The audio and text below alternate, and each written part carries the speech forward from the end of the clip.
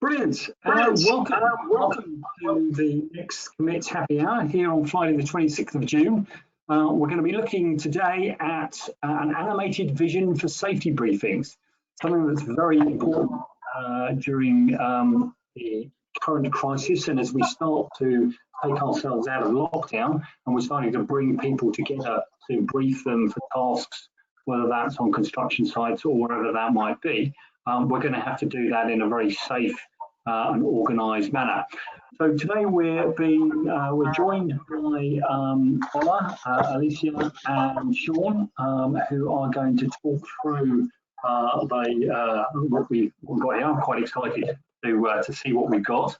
But what I'm going to do first of all is hand you over to Stuart to give you a little bit of an update on the productivity and how we're going to run the session. So Stuart, over to you. Thanks very much, Ian. Welcome everybody.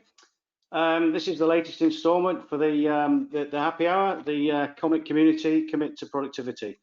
We've been delivering this for those regulars, as you know, since March, but of course we were doing this monthly prior to the pandemic. Hopefully one or two have got quite a lot from the sessions, and today will be no exception. The focus is around safety and workforce management. A bit about Commit. Commit is a community. It's a collaboration platform that brings together owners, operators, EPCs, academia, solution providers, and we look at developing solutions for the industry. We have been around since 2003, and we were indeed a project in the initial stages, and the rest is history. As Ian mentioned, this is a friendly chat about hot topics, and if you have got the opportunity to have a beer or a glass of wine or a gin and tonic, then please feel free. I also want to say thank you very much to our sponsors, O2 and Rebim, without which we wouldn't be able to deliver these sessions. So a little bit about how to interact with the session today. I realise that's a complicated slide, so let me very quickly skip through it. Everybody's got the control panel on the right hand side. The important bit is the red button at the top. Hit that if you don't want to see anything. But having said that, if you want to ask questions, there's two options. You can type the questions into the questions bar, or you can raise your hand. We've got an opportunity at the end where the questions can be read out, or if there's time, we might invite you into the panel session where you can open your webcam and your microphone and ask the questions direct to the panelists. We also have a session at the end of this hour where, in response to calls by members and attendees, somewhere to go to continue the conversation. So we have a lock-in for half an hour afterwards. It's a free bar. It's Ian's round today, so everybody's welcome. Before I go any further, though, I want to just introduce the Commit to Productivity session, and also the area that we're focusing on. And these webinars underpin this particular initiative. And it looks at what does productivity mean to you? Do you have the means to improve productivity? What else is out there making a difference in other industries, business and organizations? Can we look at sharing that? Can we bring it into our industry? If you have anything you want to discuss around that, maybe there's some suggestions, some topics, some potential projects to get in touch. But of course, technology and improving what we do in our industry, it's underpinned by one simple goal, and that is to develop opportunities by improving productivity and make for better outcomes. Often the best improvements they come from a combination of knowledge, people, and the process and the technology.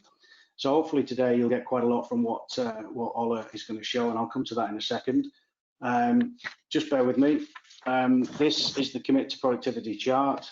This is the fingerprint to success, and you'll see highlighted on the left hand side, safety and workforce management is a key part of this initiative, and it's something that a lot of individual organizations and individuals have taken quite an interest in, and hopefully Ola will show just how you can get some benefits by the end of the session.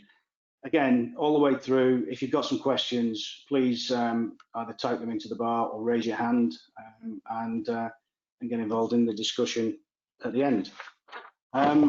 So this is today's session. We'll hear from Ola in just a minute, but I'd like to just run some poll questions past you. Unlike last week, there's no curveballs in here, but we'll let you be the judge of that. So let me just launch these polls. Fingers at the ready. Here's your first one. Okay, launch. Can everybody see that? So you have an IKEA flat pack and you're about to assemble a thing. What's your plan of attack? Number one, definitely every time, pint of gin and tonic, and just trust for luck. Be interesting to see if anybody clicks on number 4. Come on, for devilment, somebody click on number 4 and then own up to it afterwards, please. And we all know a number 3 who, quite frankly, yes, is OCD, but they don't call it OCD. They call it CEO because that's alphabetical order. We've got Sue on the line. Sue says, I always read the instructions, even with Lego. Fantastic. Thanks, Sue. Okay, let me share that with you. So nobody voted for number 4. Can you believe that? And I'm really, really quite upset that not many people voted for number 1. You're just not engineers. Yeah. Okay. Any thoughts on that, anybody? Well, I'm disappointed. Sue's chimed in again. Sue, thanks for that. Loads of OCD people. We're all practical. And Peter Bale, thank you, Peter. Most times there will be 114 screws. Go figure that. Great. This is just the audience I was hoping for. Yeah, brilliant, brilliant. Okay, poll number 2. Here we go. You're en route to a meeting in a new area of town when you realise you're lost and need directions. What's your plan? You should be able to see that now. Whoa.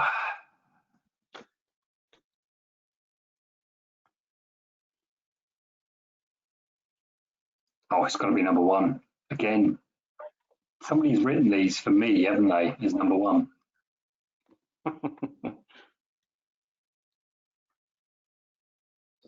It's actually a personality test, I think. 100% vote. Thank you very much, everybody. Okay, let me launch that. Let me share it, rather.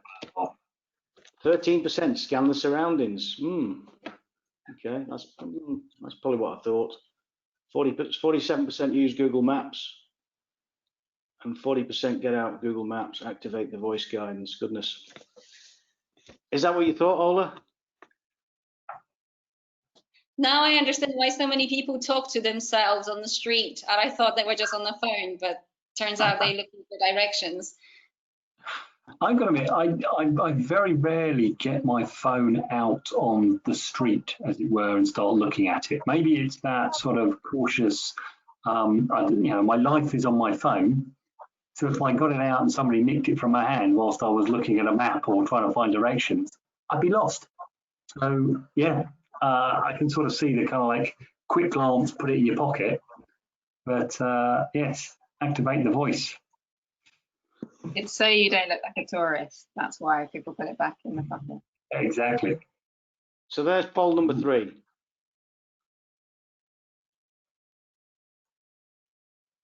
I've got to admit, I've got no idea what Tiger King is. Ian, you haven't lived yet. Looks like I might have to be educated on something. Although I like the final one, sitting in the darkness and imagine what it'd be like to be a tiger. Yeah. Brilliant. Well, it's equal at the moment. Oh, hang on, no. Number 2's steaming ahead. Sue has candles, matches, and even a Brexit stash. No, Sue, I'm not profiling you, not at all.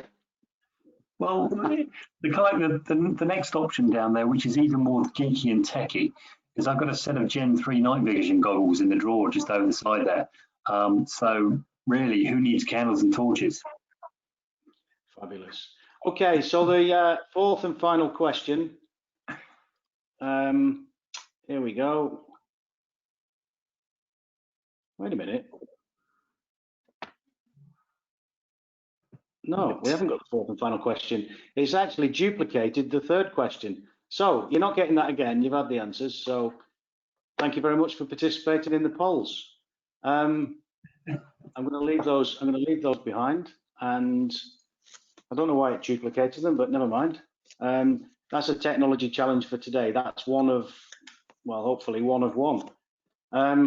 So let me move on, if I may. Very quickly introduce the panels. So we've got Ola, and I'll introduce Ola in a second. We've got Sean, we've got Alicia, and we've got Aj.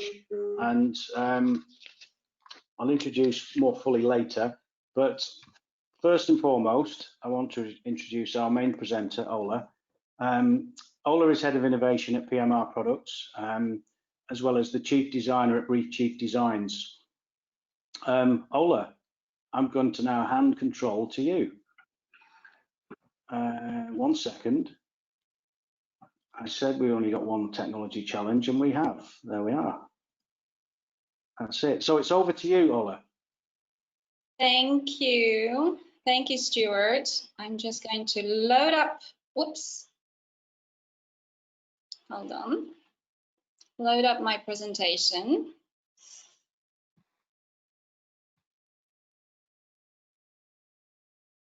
Can you all see my first slide? Yeah. Yes, we can. Perfect. Well, welcome all to our Friday Commit webinar. And today we're going to explore a little bit about safety briefings and the whole idea of communicating important information with our workforce. But before we get into that, let's quickly run through the key points of this talk, of course, without giving too much away. So just to keep you excited and online, there are some mysterious titles there.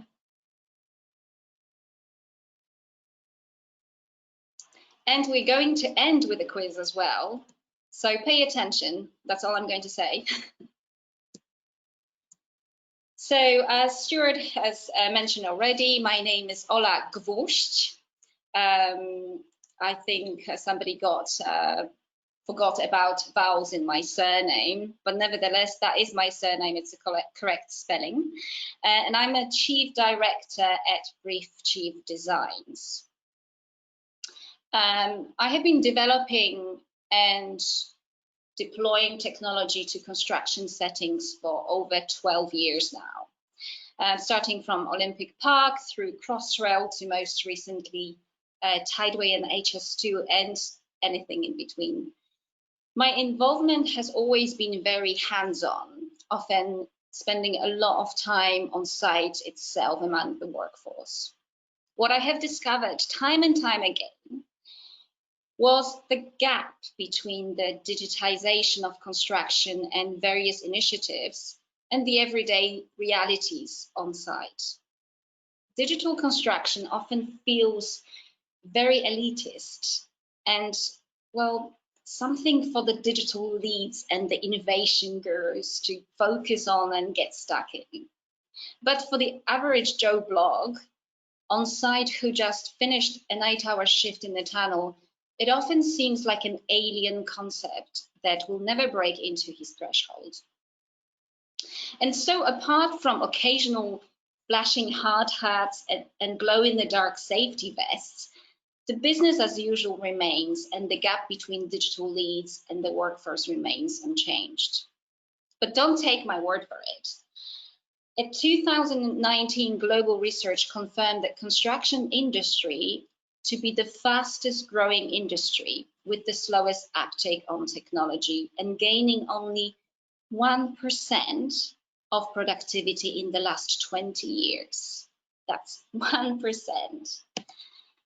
If that wasn't bad enough, the Construction Index released a paper earlier this week stating that impact of COVID to British construction caused around 35% losses in productivity. Of course, there are many reasons for this, and we could probably have a series of webinars searching from management theories to change management theories to Murphy's Law of if anything is to go wrong, it will go wrong in construction. But today I would like to focus on something that is very close to my heart and something I believe can have a transformative effect on this bleak 1% stat, and that is communication. I believe that the way we communicate information to the workforce can have a profound effect on the success of digital initiatives, increase of efficiency and productivity, and of course, safety. It's time to get rid of long and dry manual tools, pages and pages of training documents, and complicated safety briefs. They simply don't work. And that's where Brief Chief story began. I reached out to my long-term friend, Alicia Willis, who has spent the last 20 years in digital education, exploring the power of visuals and digital media in learning, absorbing and retaining information. And together we have created a simple and effective tool that can be used on every construction site within days. What Alicia had reminded me of is the fact that regardless of our backgrounds, work status, or even country we were born in, we all speak a universal language and often bypass our brains and connects to our emotions. All of you not only recognize these icons, but would have a positive emotion, I hope, a positive emotion attached to it. Sort of reassurance and, well, calmness. I have a signal and my battery is full. All is well with the world. But the moment we see these, panic breaks, anxiety levels rise. And in case of the last one, we probably are looking for a new job. The language of visuals is very powerful, and when utilized properly can be very effective.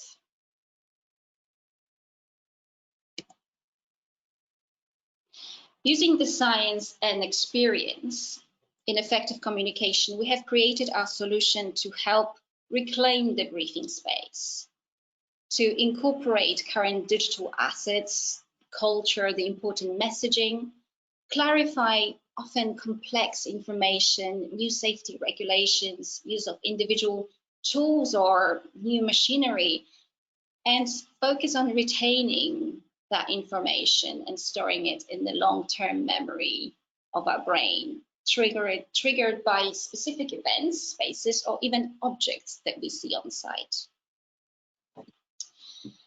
But I did promise you a bit of science as well, so let's get started. Today, each of us individually generates more information than ever before in human history. The trouble is that our brains haven't evolved to be able to process it all. Information scientists have qualified all of this and quantified it and concluded, so somebody counted how much information we're exposed to. And they concluded that we consume daily an equivalent of 174 newspapers. And that's just during our leisure time, not at work. that doesn't count work. Each of us processes 100,000 words every day, which is an equivalent of something like this.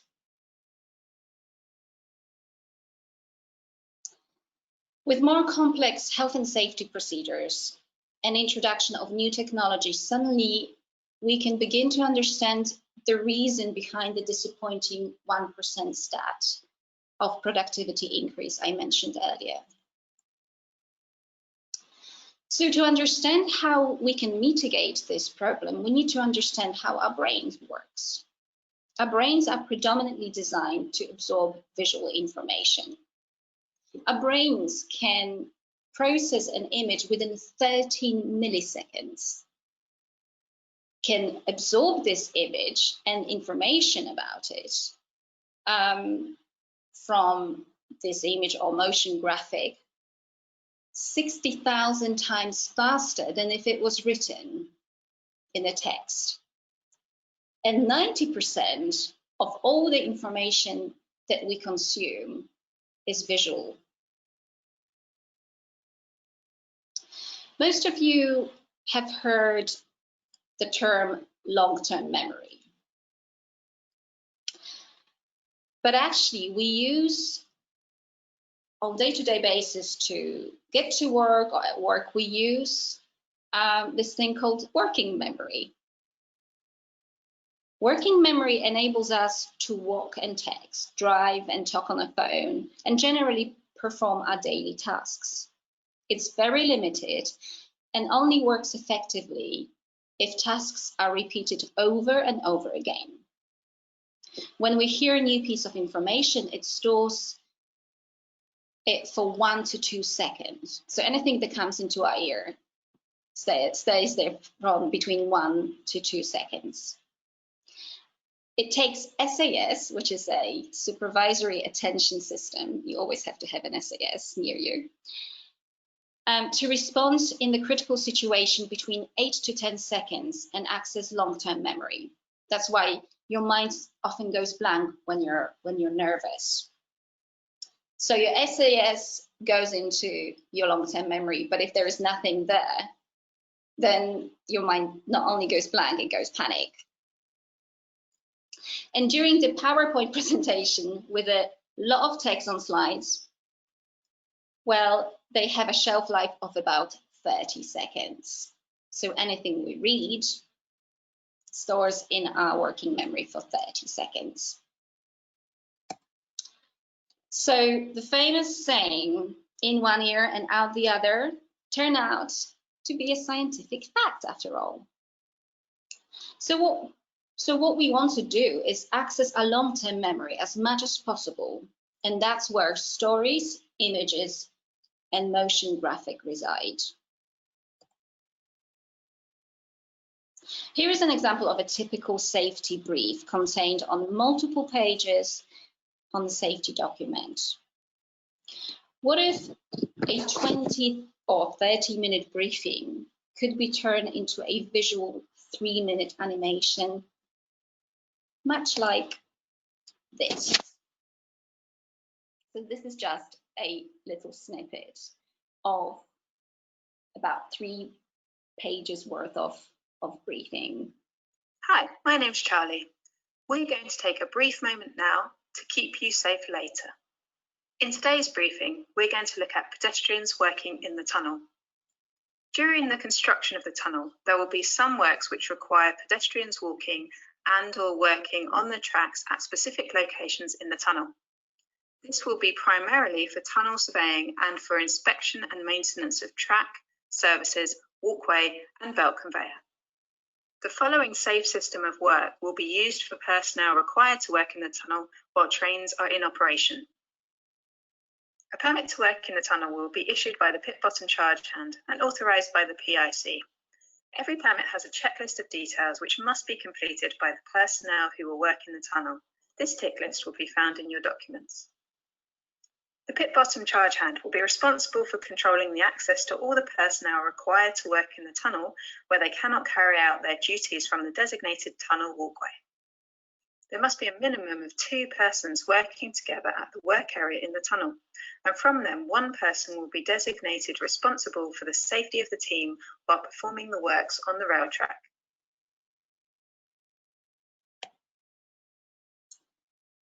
So it's an example of an efficient use of everyone's time. The whole idea of briefing animations introduces consistency in briefing space and takes the pressure of an individual to having to present or read out or explain something in their own words. It also shows the value given to the information and to the workforce, that they're worth something that is produced just for them in an effective and efficient way. It also gives a visual multi-sensory experience that helps, especially those whose English isn't a first language. It taps into the long-term memory bank as well and stays there for a long time, obviously. It's a brilliant platform to showcase and unify some of the digital technologies like VR, AR, 3D, and expose the workforce to those technologies in a non-threatening and meaningful way. And through the tool of gamification, not only it solidifies the most important data, but brings a bit of fun, team building, and healthy competition amongst the lads and the ladies. So let's talk about success stories, because unless you have a good story to back up any product, then you really haven't got anything. So I think the most relevant story and the most recent story of BriefG Design's engagement in briefing space has been COVID-19, the dreaded word that I think we're all sick of now. But Fusion HS2 were continuing to work throughout COVID, and they had to literally overnight brief their staff about the new guidance around working on site. Their sites were spread across a long stretch. And so they weren't situated on one particular site, but many micro sites. So obviously accessibility was an issue. Going and briefing individual sites, site managers having to attend to each site and briefing them was also out of the questions, and not to mention putting people in one room and explaining to them about the 2-meter social distancing rule was a no-go. So Fusion HS2 came to us for help. So using the CLC guidance on working on site, we devised a little 3.5-minute animation about 7 most critical aspects on operating within COVID guidelines. And then afterwards, everybody, each individual person, were then doing a little quiz with the crucial information to check that they understood and remembered everything. Both animation and the quiz were able to be accessed on any device with internet. And not that we did it for this particular case, but we could also put QR codes across the site. So if there was any relevant aspect from the animation that was particularly relevant to that site or to that part of the site, they could just scan the QR code and access that particular aspect of the animation. Just to recap. And then obviously the cherry on the cake, the quiz at the end that had all the questions with the right information that needed to be pass to the workforce. Each individual person would take the quiz and hopefully get all the answers right. If not, they could retake it again. But it also gave them a leadership scoreboard, so they could see where they are at against their colleagues. What we found, a lot of people wanted to retake their quiz so they could be on top of the leaderboard scoreboard, and it brought a little bit of fun and competition. So much so that we never thought that anybody could get so excited about health and safety regulations. So the way it looked, each worker would get a one-page PDF, and it was as easy as 1, 2, 3. So they would watch the video, which took, it can take up to, obviously it took 3.5 minutes, but 5 minutes there by the time you log in and finish. Then you play the quiz, and then you do an authentication sign-off, which is just a single click for your name, and then all of the information then is given to virtually given to a site supervisor or a health and safety manager, whoever is responsible, and they know who has done the briefing and how they did in the briefing, and obviously that they have remembered all the important information. And information that proved a little bit tricky then rang an alarm bell for either site supervisors or us to go, okay, is this clear enough? Do we need to change it in any way to make sure that everybody understands the guidelines? And here is some of the feedback from people that have taken part in this project.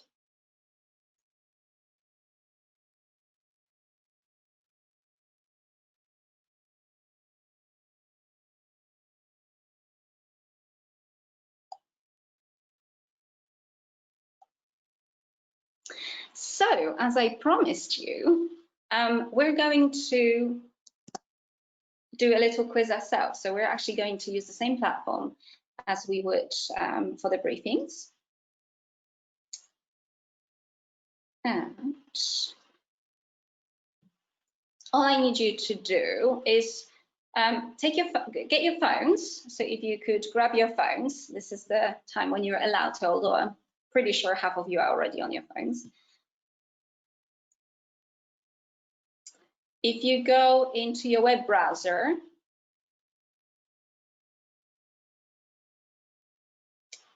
and type in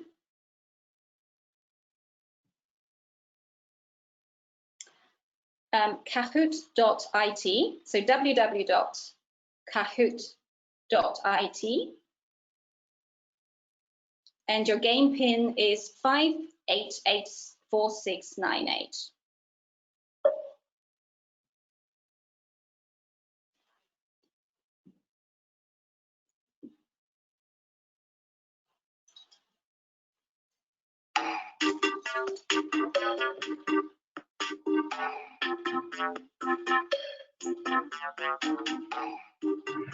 I'm loving the music. It's great.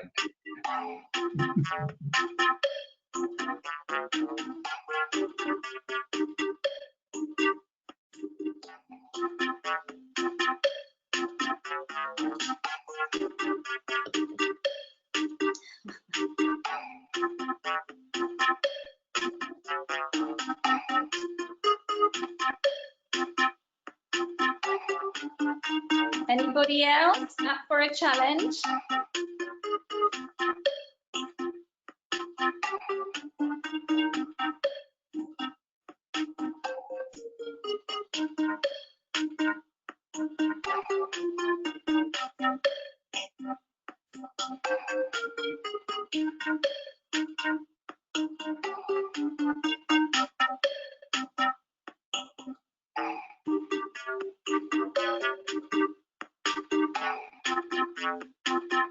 We've got quite good numbers, 19 players. Can we get it to 20?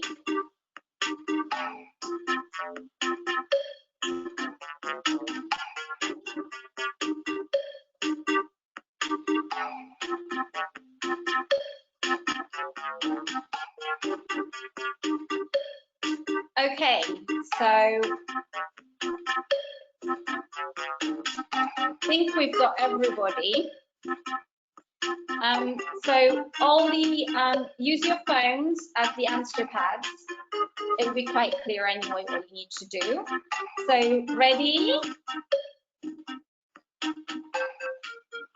And let's begin.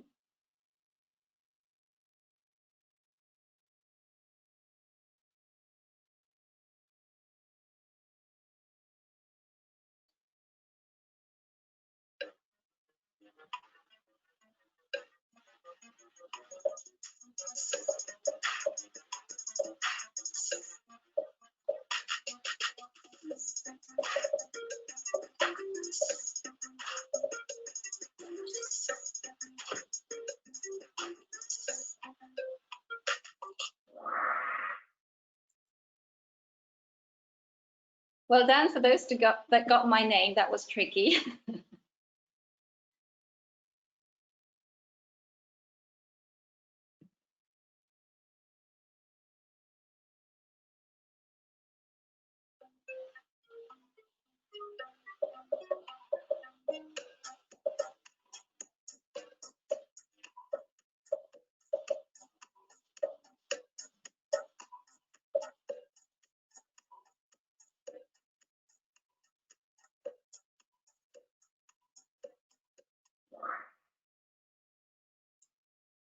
Ooh, it was the dreaded 1%.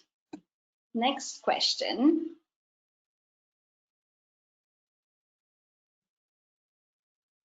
Question number 3. This is a multi-choice. How does this visual make you feel? I call it the spinning pizza.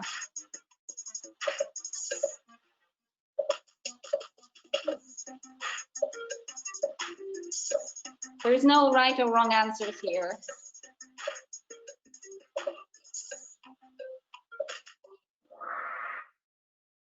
Oh, frustrated is the most amount of people here.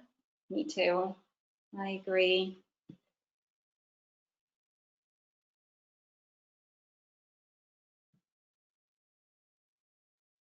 We hear approximately how many words a day?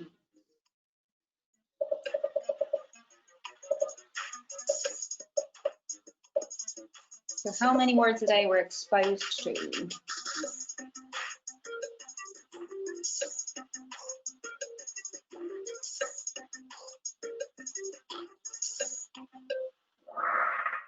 Very good. There you go. The animated message obviously did the right trick here. JC, you're leading at the moment.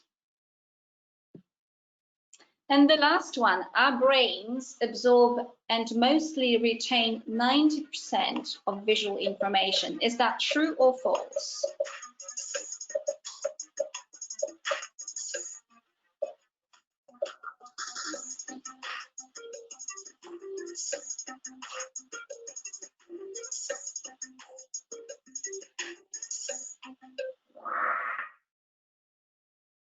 It is true, 90% is visual. So who is at the podium? Sean, well done. Andy. And the first place goes to JC. Congratulations. You get a free drink in the pub afterwards.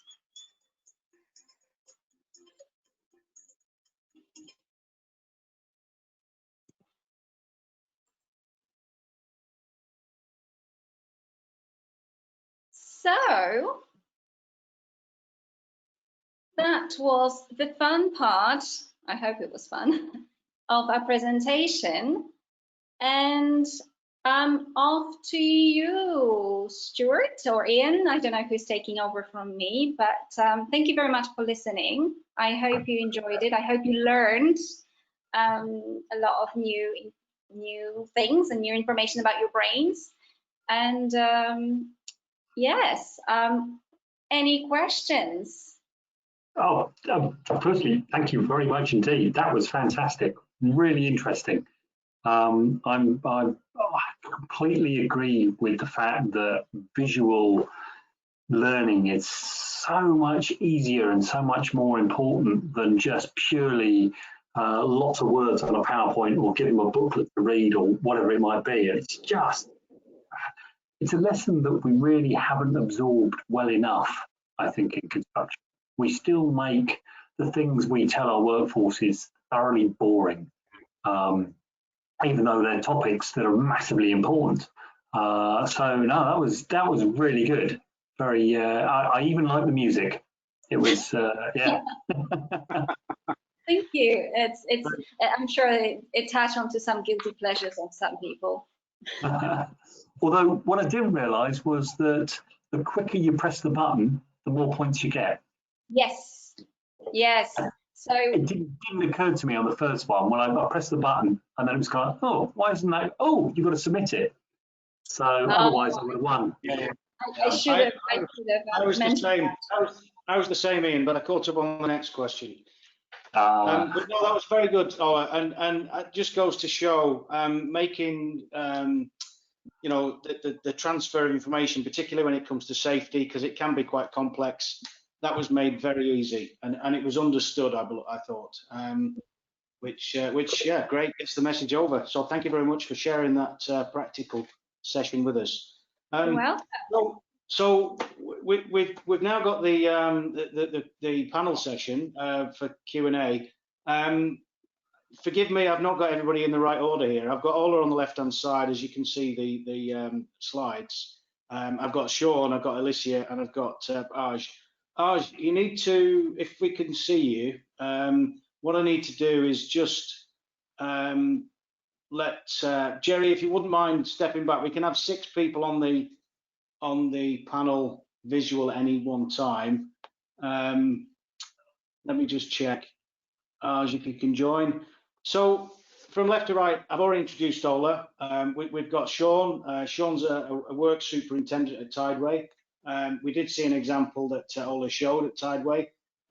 Sean is an instigator of major innovation initiatives across major projects at Tideway and, of course, formerly at Crossrail. We've got Alicia. Alicia is co-founder with Ola, creative director, podcast host, and an educator. As a creative chief at Brief Chief Designs, Alicia brings her extensive digital communication and educational expertise. Welcome, Alicia. And we've got Aj. There's Aj. Hello, Aj. How are you doing? Hi, how you doing? Sorry. No, it's great. No worries. No worries. You're here. Innovation manager at BAM Nuttall, currently in an Innovate UK funded project to realise the vision of real-time construction monitoring. One source of truth. Great to have you on. So questions wise, anybody like to send me some questions? I have got a couple of questions which I need to kick off with, but please raise your hand. I can bring you in. You can ask the questions direct or type them in the questions box on the bottom right, and I can read them out that way. But first and foremost, I have a question that I'm going to throw up. Just bear with me a second. Okay, so question 1, thanks to Steve from Balfour Beatty. Any indications as to how safety performance improves following these types of safety briefings? Do you have any stats, metrics, or anything else you can share? So we're fairly new startup. We've only begun in earlier this year. So although we've got obviously some user cases, it's really hard to take measurement in terms of improvement of safety. What we can say is that there's been a dramatic improvement of understanding the safety critical information. And what I can draw as an example is something that Tideway has been or has introduced, and Balfour VT are part of it, in fact, in the B&B section, where Tideway introduced EPIC training, which was a one-day immersive training session that had a huge, and still has a huge impact on the way people perceive safety. Obviously, this is like an extreme case of visual learning, because they've got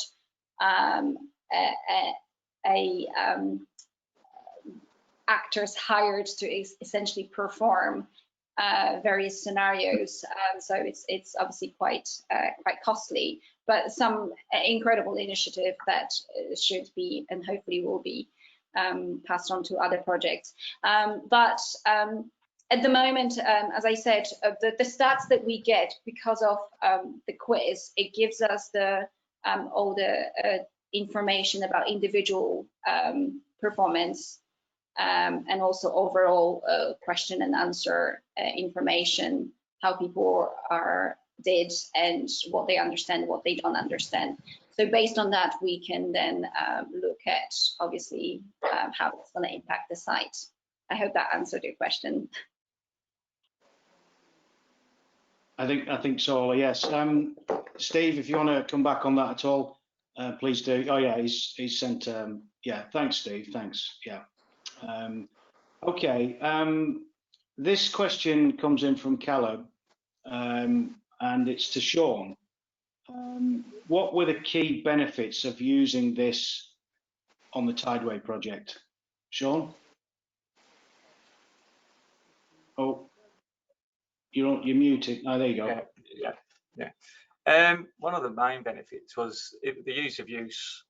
Once the task briefing was converted into the video, then we had a multiple amount of platforms that we could show it on. We didn't have to do it in the induction room or a training environment. We could do it, so where the task briefing that Ola presented, we could do that in the pit bottom cabinet, where they would sign on to the paperwork for the permit to work in the tunnel. So it made it more relevant as the guys were getting the briefing or watching the video. They were actually in the environment that they were going to be working in. So that's one of the added benefits of being able to play it, on a mobile phone, an iPad, or have it on a computer, which we have down in the pit bottom when where you sign in. So. And then obviously bringing in some of the other technology like the Matterport. If you were doing it in a remote location, people can see the environment, so you have a little bit more of an immersive experience if you are actually looking at the environment that you are going to be working in. For new people, and the one thing about this kind of format is you can give them the video and let them work their way through it in their time, and then do the little quiz at the end, and test their knowledge, and just constantly reinforce it. What was the kind of uptake on that with the guys on the ground? Were they really did they kind of buy into this whole idea, or was there some resistance there? No, I think they like the novelty side of it, because it was new to them, so that was a little bit, and also one of the things that we did do when we showed it to the guys and the site engineers, they could see was the steps that were written, were they the way that it was intended, so it was sort of a reinforcing whether they had the right logic in the process that they wrote down, on a piece of paper. So that was one of the, because one of the sub-agents went away to actually look and actually just recheck that site briefing that process was correct, how we actually wrote it down and turned it into an animation. Brilliant. Also, if I may add to it, from our experience, unfortunately we haven't got anybody here from Fusion, from our experience with Fusion HS2, what really was beneficial, and again what everybody really enjoyed, is just that it was short. I mean, I don't know how many of you have seen the CLC document. It really is throwing through pages and pages of documentation, and the kind of 1 to 3 steps which outlines, okay, you know, up to 5 minutes for a video, 3 minutes for quiz, 30 seconds for sign off, you know, as you're going in your day or planning your day, you know, okay, I will need maximum of 10 minutes for my site briefing. Okay, I can dedicate that time and I can commit myself to it, rather than just attending something that you have to do, but not necessarily even be in your room, in the room with your, you know, in your mind, just being completely somewhere else. So that was, you know, they were just like, yes, it was short, yay. I can concur with that completely. Every year I have to sit through one presentation that takes 6 hours with the Army about not drinking too much, not smoking too much, exercising, eating healthily. It's like, oh, come on, 6 hours of PowerPoint to tell me what I already know, where we could have something that's interactive and something that actually goes in and people understand a lot more. I wish you guys would get into the MOD. I know. Well, we might still. But the other thing is that once you have a bank of these animations, you can reuse them on other sites. They can be slightly altered to make them relevant, but essentially the gist is there. So then you literally, as a site supervisor, as a site manager, or health and safety manager, you then have this, you know, all this bank of information of these videos that you can then take with you onto the next project and so on. So it's something that doesn't just disappear with the project, that can be reused and utilized. So it's quite a long-term investment as well for you. Brilliant. Thanks, Ola. I have some more questions come in, and I want to sort of bring in Aj and Alicia as well. But first off, in response, Sean, to your statement, Caleb comes in and says, was the feedback from the ops positive? I would suspect yes. You got anything to add to that? Yeah. Nice. Yeah. Yeah. No, it was. Yeah. I mean, you know, we've all been in presentations or toolbox talk where it's just somebody's looking down, reading the bullet points verbatim out, you know, and there's no emotion or no passion into it. So this is, you know, a bit more engaging. And then if you spring the test on them, it really, it does sort of get that, oh, I need to listen, or, you know, there's that learning by, even if they don't get it right, they've learned, they've taken on board the points that were raised in the animation. Yeah, good. So I've got another question here. Ola, Alicia, between the two of you, we've heard how the system caters for daily briefings, toolbox talks, and regular briefings, including inductions. But can this be used in capital facilities in general and other workplace settings? So this could go outside of construction into, say, manufacturing, where environments are constantly likely to change or could change, not so much as construction, but in areas where people are familiar but might have other hazards cropping up.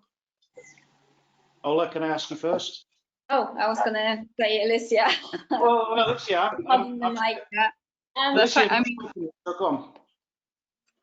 yeah, I mean, as far as I'm concerned, so my background is in education, and so this is a universal tool. It's taking, as a teacher, I'd be taking complex information and refining it and taking out what was bite-sized, what was manageable to digest, and that can be for young people and adults. It's the same principle. So I think it can be utilized in any situation. If you've got information, we're better, as Ola said in her presentation, at absorbing it if it is visual. Also, if you have an emotional connection to it. So if you see something that looks kind of colorful, or if it looks cute, or if it reminds you of something, or if, you know, whatever it is, if we have an emotional connection, if it makes you laugh, you know, it has a bit of humor to it, we're going to absorb that and retain that a lot better. So it doesn't really matter what the environment is. If you've got important information and you'd like lots of people to absorb it and to retain it, then this is certainly an avenue which I think is effective. Okay, thank you. So yeah, I've got another question here. In fact, two questions are remarkably similar. this is in respect of how long it takes to develop or produce the briefings. We know how long it takes in the traditional way, but how long does it take to do one presentation? Let's say, for argument's an induction on a particular project. And I want to try at some point here to bring in Arj, because Arj is sat on the outside in the sunshine there, and I want to try and bring him. But Ola, could I ask you that question first, and maybe farm that out to Arj afterwards, if you can give a live experience of having done the thing. But yeah. Yes, so it really depends on the length, but anything from a week to a couple of weeks. Yeah, it really depends on the complexity, but the more complex ones take about 14 days. The less ones can take up to a few days. But I assume that once they're established, it's then a case of pick and mix. Is that right? Yes, absolutely. It can be. I mean, you can imagine how many times the COVID thing has changed. So we were just tweaking them regularly to make. In fact, we now have to change 2 meters to 1 meter, and open paths as well. So yes, they can be tweaked quickly. Yeah. Okay. Arj, do you want to come in on that one?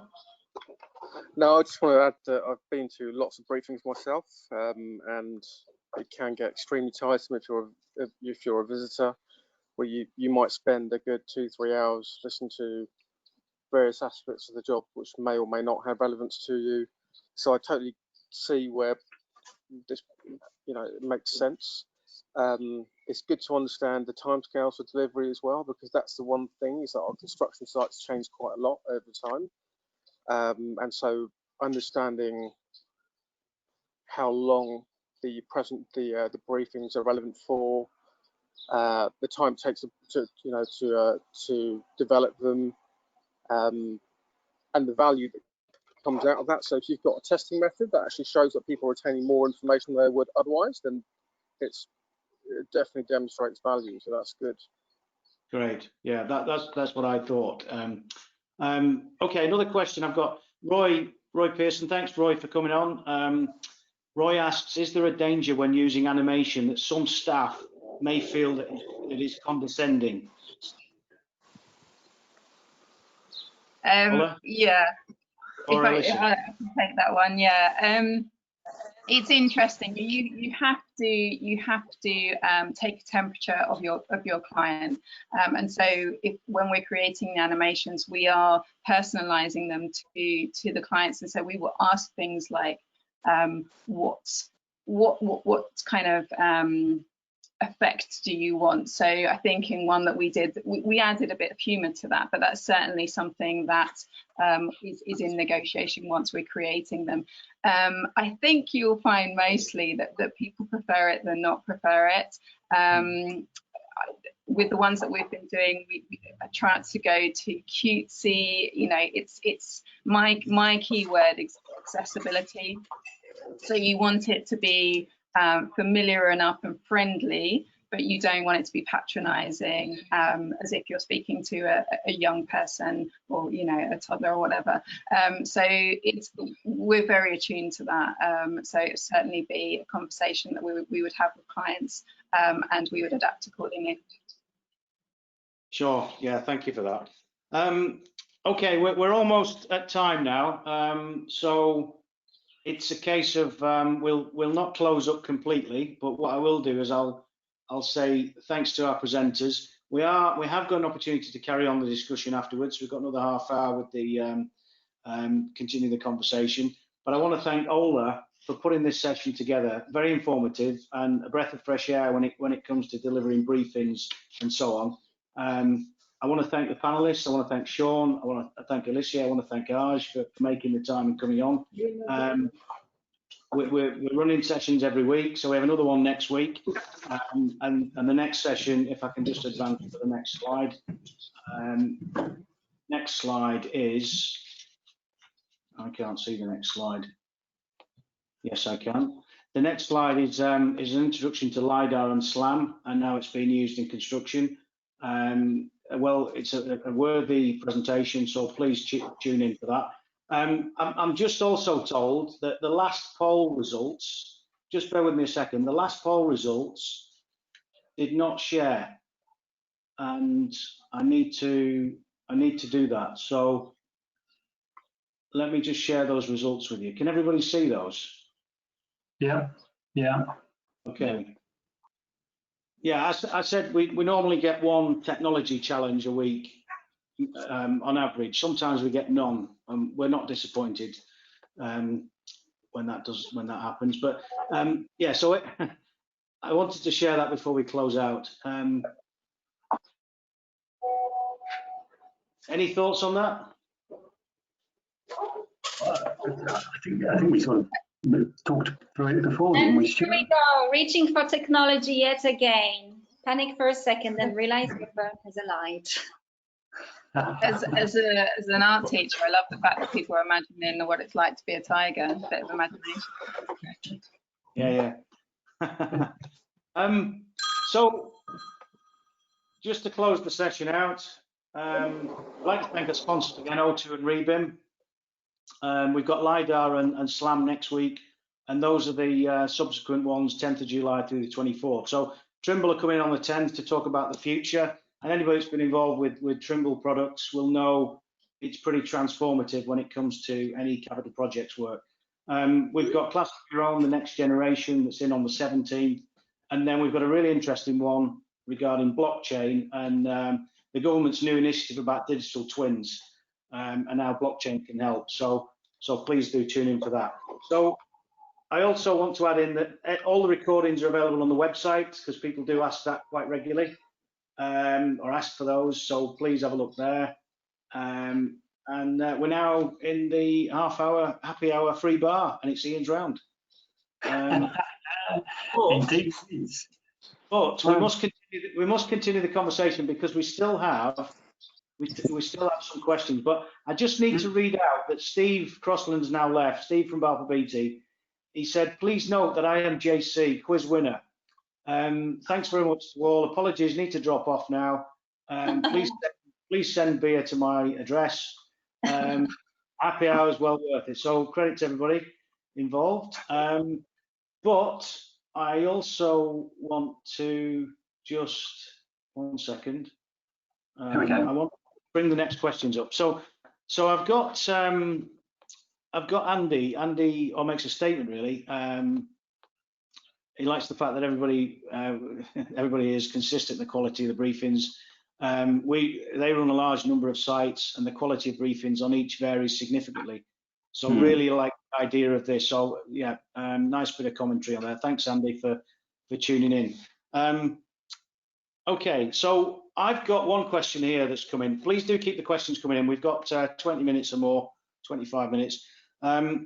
What barriers do you perceive regarding the uptake of this initiative? And that's open to you, Ola or Alicia. Like with everything, it's a change. And even though it's a change for better, people are always worried about introducing something new, and they're worried about what the uptake might be. So we work very closely with the clients to manage that. I'm from the change management background as well, so it's really a kind of working relationship. But all I can say is that usually doing a quick demo and a quick quiz wins everybody's hearts. And as you saw on the some of the feedback that we got, and it was much more, everybody just really enjoyed it, and they enjoyed a little bit of a team building and competition that it brought. That it was kind of like an add-on that wasn't even part of what we were trying to achieve with this. So overall, it's just created a positive experience to all, and it is such, comparing to huge technology investments, this is actually quite a low risk and low hanging fruit that can make a huge difference. Because if you're, as you saw in some of the animations, we actually integrate with a 3D Metaport, other technologies. So you're kind of merging several worlds and bringing and exposing those technologies to to everybody, and surely that's got a lot of value in shortening that gap between those who want to make construction fully digital and those who just want to do their job and not change anything.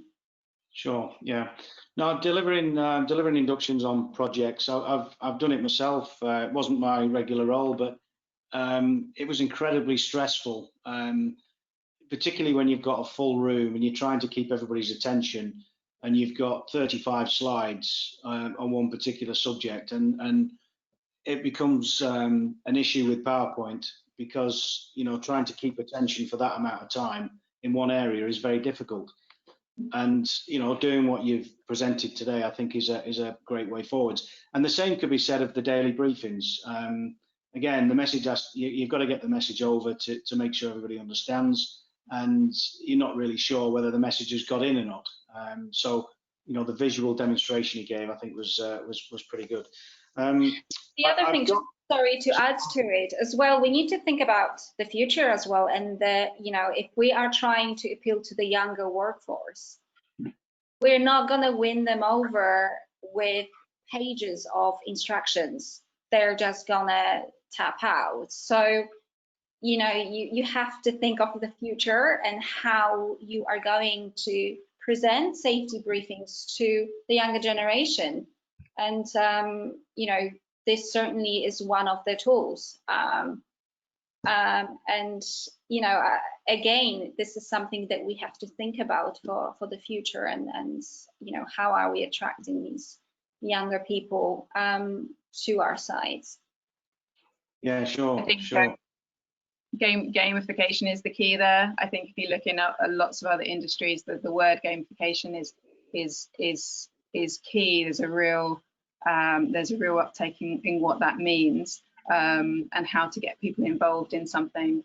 It's certainly within the education world a real one of those robust keywords coming up.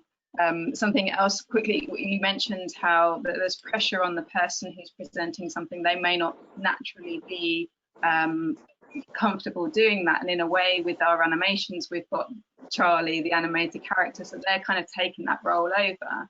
But we also include in the animation, we say, if you've got any further questions, I'll pass you back to my colleague, and so that could then be the person. So there's an interaction between the animation and the person in the room, if it is in a room too. So it's kind of sharing that presentation pressure, I suppose.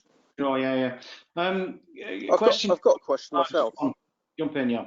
Yeah. So, is there any ideas about creating a platform approach?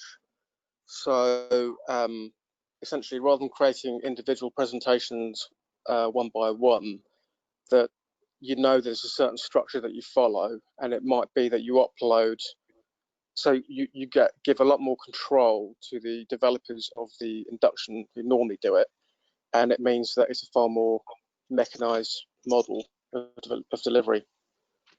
Yes, absolutely. I mean, some of the more complex inductions we would literally snip them into modules. So there is a 30-second on this and 30 seconds on that, and then you can kind of add and take away what's relevant for your particular site. And that is obviously possible for larger projects, or for projects that kind of have a bit of a timeline to them.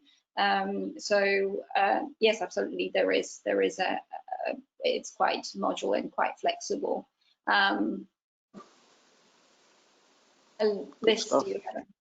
I think also certainly that's something which you mean, so the clients have more control over a library of content, that sort of thing. It's control, but also speed of delivery.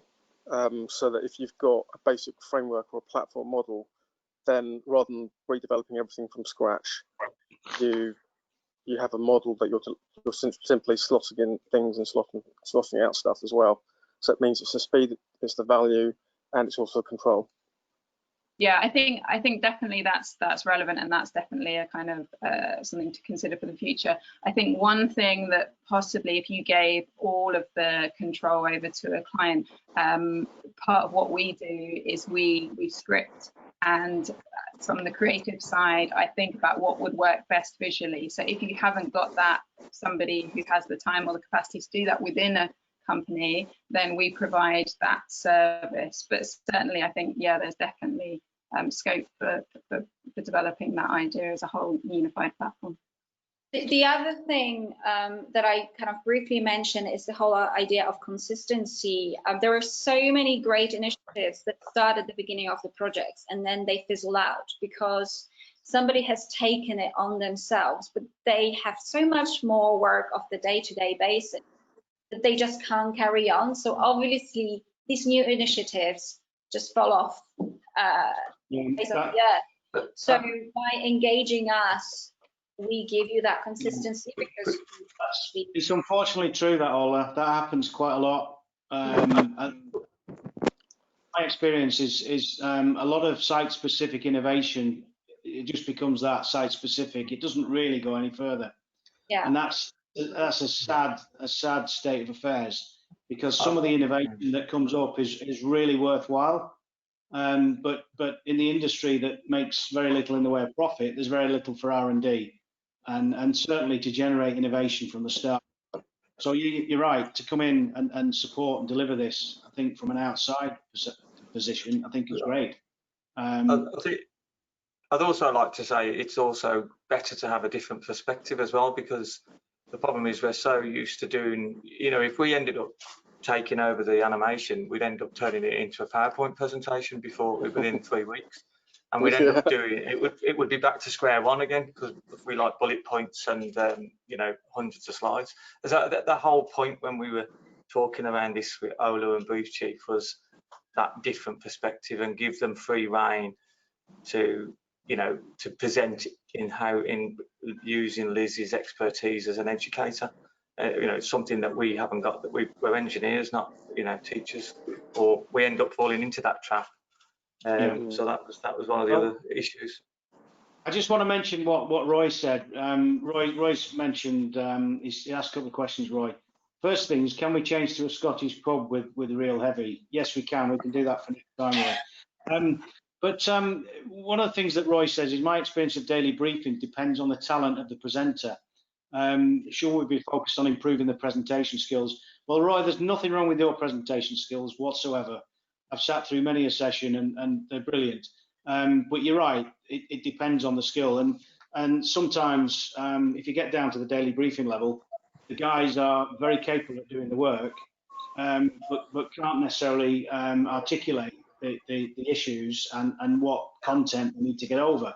And that's questionable. So, to bring a consistent approach, I think is really good. And I could certainly understand the methodology that we went through in the test. That's great. And there's no reason why anybody else couldn't. So, I'm all for it. Technology that can really contribute is worthy in my book. So, has anybody else got anything else to throw in? Alicia, Ola, do you want to say anything else? Just one last thing that we always talk about this, something to disrupt the whole construction status quo. And I think, as much as we hate what's happened, this whole COVID has disrupted us in our personal lives, disrupted us in our work lives, but it also brought us into this technology through Zoom or GoToMeetings, Teams. So actually, it would be such a shame to just throw it all away. What if we could do briefings in such way? What do we everybody is now used to it because they had to use it. So there's no excuse, oh, I don't use tablets, phones, I don't use technology. Well, you have. You have done to communicate with your family. So why don't we carry on within this spirit and actually or something that really can save time and be effective. You know, that people are briefed before they even enter the site, and it takes 7 minutes, goes to 37 minutes, and they do a little test. So that is straight away uploaded to your training log. To you know, it's all interactive, it's all working together, and that is not a huge change. It really is a very, very small, in the scheme of things, addition that can actually make a huge difference. So it would be a shame if we wasted this pain that we all have gone through over the last few months. On the back of that as well, I think it's for those people who are perhaps worried that, oh, it's too much technology, it's not enough people-based, or, you know, eye contact and all that sort of thing. Really, in the same way that I look at it as an educator, we're using technology as a tool to make it more efficient, so we've got more time. So if we've watched a safety briefing that's 5 minutes, we've then got 15 minutes to talk about it, or have questions, or, you know, have that interaction to laugh and joke about, or who came top on the quiz or whatever. So it is encouraging that human element more, because we're being more efficient in the way that we're delivering information. Sure, sure. Roy makes a comment here. I think it was when we were talking about language and understanding the message. Roy says, "I agree. Language is always a problem. Try living in Scotland." Thanks for that, Roy. That's hilarious. That brightens up Friday afternoon. We can provide subtitles in most languages, including Scottish. Funny. So, yeah. So just I've got a more practical question on this one. So what do you need to deliver something like that? Do you need from, let's say I wanted to do something on, because I'm just thinking on the commit front, it's a project I've got around in my brain about doing shorts on different types of technology. So, you know, a 3-minute something on how blockchain works, or 3 minutes something on how AI works, or artificial, you know, augmented reality, or something like that. What do I need to give to you to create this thing? Do you need a script? Do you what, you know, because obviously you guys are the geniuses. How do I go about it? Yeah, so I think the most important thing would be that conversation with you about what you wanted it to look like. So what is the personality behind it? What sort of vibe do you want? And then, yeah, a script really. And then I would go through the point of, okay, here's the words. How much of this could be voiceover? How much of this could be animated? How long do you want it to be, that sort of thing. But the script has been, in what we've done so far, the script has been our starting point, because as soon as we've got a script, we know roughly how long an animation will be, depending on the amount of words in the script. So would that be, let's, you know, because it's one of the things I'm going to ask the technology members in Commit to do, is to look at recording a 3-minute video on how these things work. So that script, could that come to you as a video, or would it need to be a written out script, or a yeah, just sort of, so the scripts that we've had have just been sort of PDF documents, Word documents. Yeah. Oh, right. Okay. Well, we might do some experiments at some point once this gets going, because that would be really quite interesting to see, perhaps putting 2 technologies out there, one just a standard video, and then one that has the animation and different way of learning, and then see how much easier it is for people to understand and learn a complex bit of technology in a very short amount of time. Sort of kind of like a real feel for what's going on. That would be really quite interesting. Excellent. Right. Leave it with me. Brilliant. Well, we've no more questions. We've just got lots of thank yous. So I'm going to go around the room and ask everybody if there's a parting shot. I'll start on the left-hand side as it appears on my screen. Anything to add before we close up for today? No? No. Oh, is it me? Which one is your left? Unfortunately, your screen. You're on my left. I'm probably on your right. Yes. So anything to add before we close up? Nothing from me. Just thank you very much for listening, and obviously thank you for this opportunity. It's been great to meet you all and talk to you all, and hopefully we will see each other in a animated way. Absolutely, yeah. Alicia?